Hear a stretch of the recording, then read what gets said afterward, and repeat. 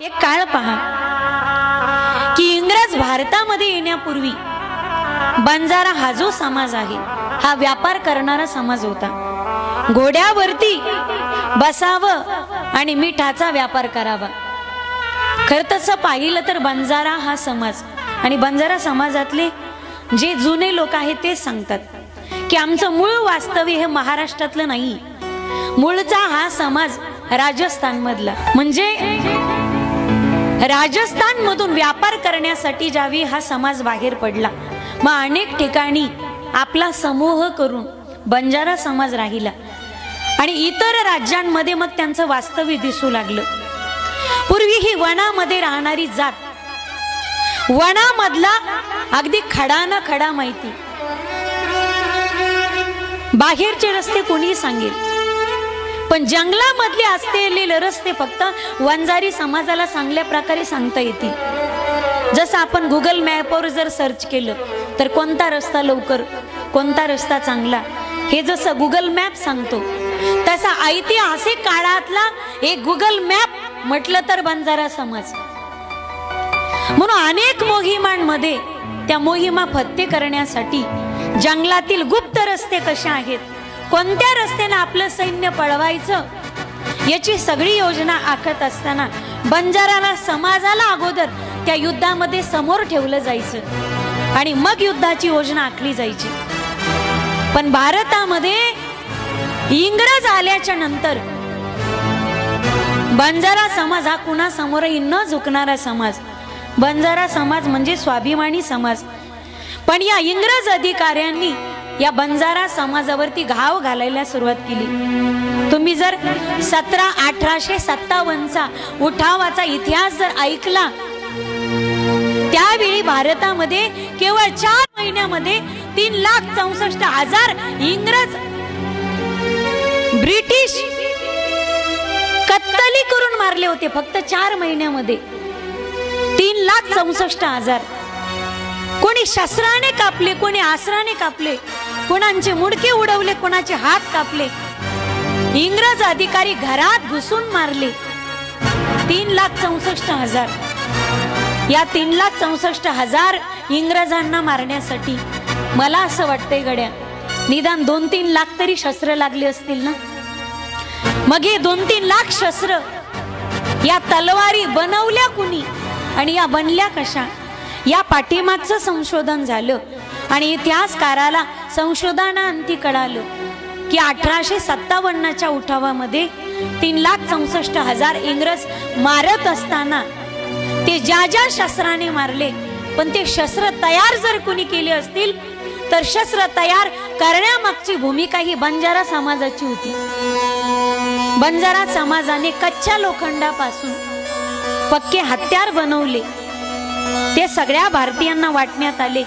ते शस्त्र हातामध्ये घेऊन भारत इंग्रजांशी युद्ध जिंकला आणि त्यानंतर इंग्रजांच्या गुलामगिरीतून आमचा भारत देश मुक्त झाला। मला हे सांगायचंय की इतिहासामध्ये या बंजारा समाजाचं फार मोठं योगदान आहे। बंजारा समाज कोणाही समोर न झुकणारा समाज, तो इंग्रजांसमोर सुद्धा झुकला नाही। इंग्रजाच्या प्रत्येक प्रश्नाला उत्तर देत गेला आणि त्यावेळी इंग्रजांनी एक ऍक्ट काढला, क्रिमिनल ऍक्ट। त्यावेळी इंग्रजांनी सर्व हिंदूंच्या समोर बंजारा समाजाला आरोपी ठरवलं की या समाजामध्ये जे कोणी जन्माला येतील ते जन्मजात आरोपी, म्हणून दिसले की त्यांना शिक्षा करायची आणि त्यांना गावात राहू द्यायचं नाही। म्हणून बंजारा समाज हा वनात राहू लागला। म्हणून त्यांना वनचारी, वनचारी या शब्दाचाच अर्थ झाला पुढे वंजारी म्हणजेच वंजारा।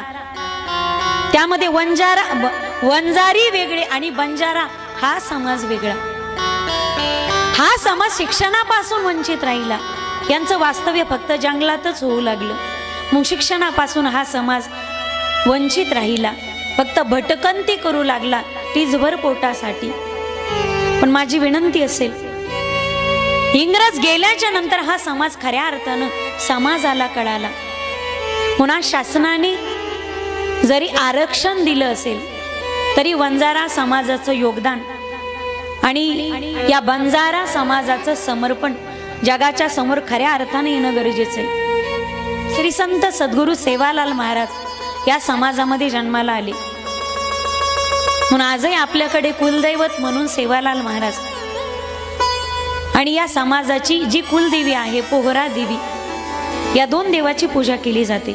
थोडक्यात मला श्री संत सेवालाल महाराजांची काही वचनं आपल्या समोर ठेवायची। जो स्वतःला खरा बंजारा समजून घेत असेल त्याने श्री संत सेवालाल महाराजांची वचनं जीवनात आणणं गरजेचं आहे। श्री संत सेवालाल महाराजांनी फार सोपा परमार्थ या समाजामध्ये जन्म घेऊन दिला, नाहीतर मला वाटतं अजूनही या समाजाची भटकंती काही थांबली नसती। श्री संत सेवालाल महाराज या जातीमध्ये जन्माला आले आणि फार मोठी आध्यात्मिक प्रगती झाली। आज सरकारने आरक्षण दिले म्हणून तुमची शैक्षणिक प्रगती होईल, पण अध्यात्मापासून हा समाज अजूनही वंचित राहिला असता। संत सेवालाल महाराजांनी जर समाजामध्ये जन्म घेतला नसता, सगळ्यात सोपा परमार्थ सांगितला की दगडामध्ये देव पाहू नका, तो देव तुम्ही प्रत्येक व्यक्तीमध्ये पहा। म्हणून फक्त दगडाचीच देव पूजा करत बसू नका, तर तहानलेल्याला पाणी आणि भुकेल्याला अन्न हे संत सेवालाल महाराजांचं ब्रीद वाक्य होतं। आज आम्ही दगडामध्ये देव पाहतोत माईबाप। एक विनंती असेल माझी आपल्याला, अरे एक पत्थर एक बार मंदिर जाता है तो भगवान बन जाता है। इंसान हर रोज मंदिर जाता है लेकिन पत्थर का पत्थर ही रहता है। फार चांगलं जगायचं माईबाप, कारण आपला जन्म हा भारत देशामध्ये झाला, जगात नाही। ही संस्कृती भारतामध्ये टिकून आहे आणि मला इतर समाजापेक्षा बंजारा समाजाचं एवढं कौतुक आहे, कारण इतर समाजामध्ये अनेक जाती धर्माचे लोक तुम्हाला इतर राज्यामध्ये सापडतील, पण जो समाज महाराष्ट्रामध्ये आंध्रामध्ये तो समाज सापडल्यानंतर त्याची बोली भाषा, त्यांचं राहणीमान, त्यांचा आहार विहार याच्यामध्ये साम्यता नसते। पण बंजारा समाज कुठलाही असू द्या, तो महाराष्ट्रातला असेल, महाराष्ट्राच्या बाहेरचा असेल, तो मराठवाड्यातला असेल अथवा पश्चिम महाराष्ट्रामध्ये असेल, पण बंजारा समाजाची एक खासियत आहे की त्यांनी अनेक जिल्हे बदलले, राज्य बदललं, पण स्वतःची बोली भाषा तीच आहे। कारण आजही घरामध्ये तुमच्या लहान लेकरासोबत सुद्धा तुम्ही तीच भाषा बोलतात। त्यांना मराठी कळत असेल तो भाग वेगळा असेल, पण त्यांची बोली भाषा, त्यांचं खानपान असेल म्हणजे आहार असेल, आणि दुसरी गोष्ट जी वेशभूषा असेल।